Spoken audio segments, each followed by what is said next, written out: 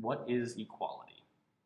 In a world with a population of 7 billion people, cooperation is imperative. In today's society, we must all collaborate and work together as a single human race. Regardless of our gender, race, and sexual orientation, we are humans. I think it's just really important that we're here and actively discussing and thinking about the way we treat, gender in our society, because I feel like a lot of times we'll talk about it and we'll discuss it and we'll really think we know what we're talking about.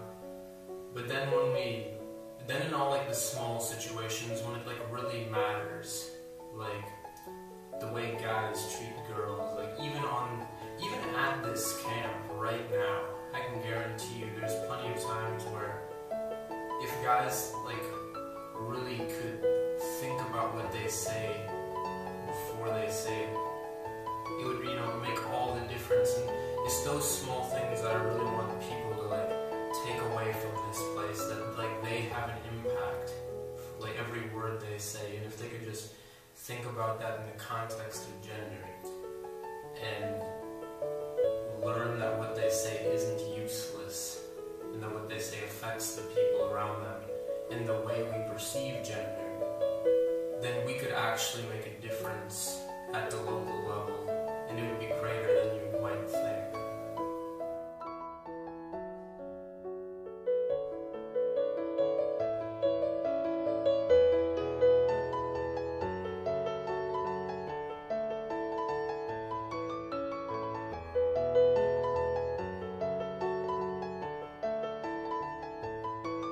With gender equity, especially with race, at my school I've seen problems especially with African Americans and the Caucasian whites, and with these we work each other in classes, but outside we don't really hang out with each other, even though, because with the normal activities and stuff we have in common.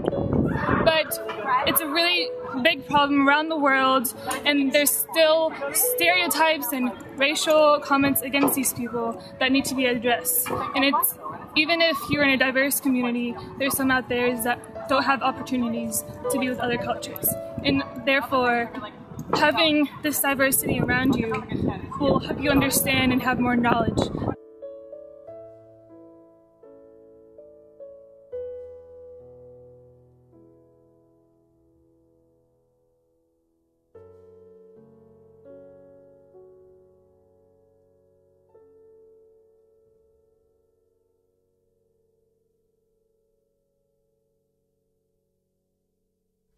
Society, what we've done is we've now prioritized people over other elements that we would formerly prioritize in the past.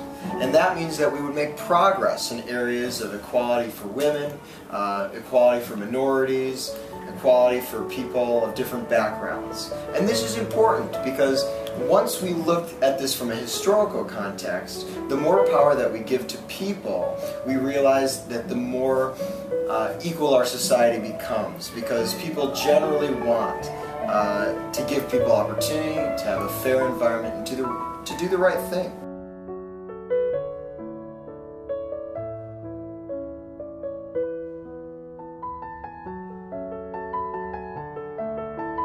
I identify as queer. I'm lucky enough to be from Connecticut, which is part of, it's a pretty liberal area. We luckily have gay marriage legalized now. And so while I personally haven't really been a victim of anti-gay or anti-trans sentiments very often, I have a good friend who lives in my town who, when he was on the boys cross-country team, one of the kids on his team actually started throwing rocks at him and yelling some homophobic slurs and stuff. But luckily it's a progressive enough and liberal enough school that the kid was pretty much kicked off the team and reprimanded by both the coach and the other students.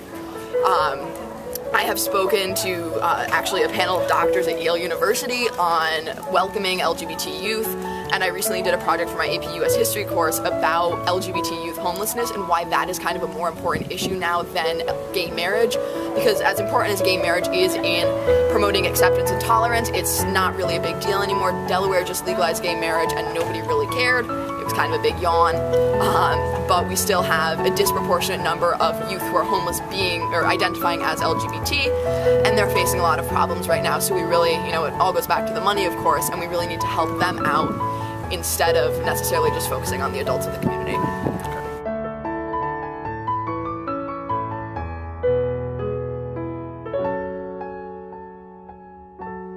May 14th, 2013, early in the morning, 2 teens jumped off a bridge, ending their lives.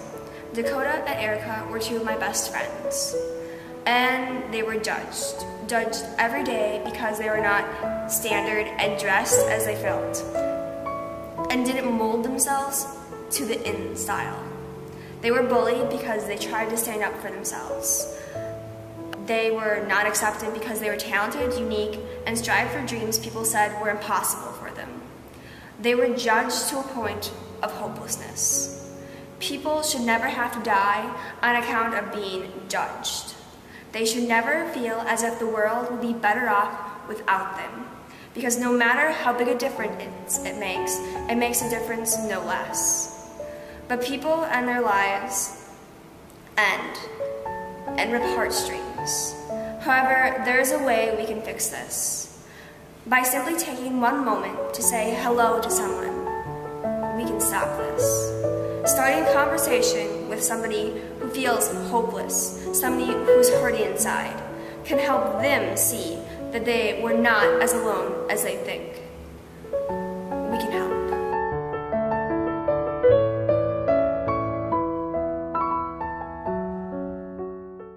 When derogatory terms are used, our views of ourselves and others are manipulated.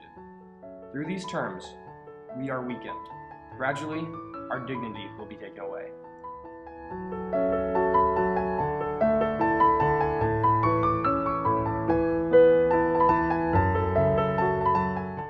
As humans, we are all composed of identical materials. Many implement various forms of discrimination in an effort to mask these evident similarities.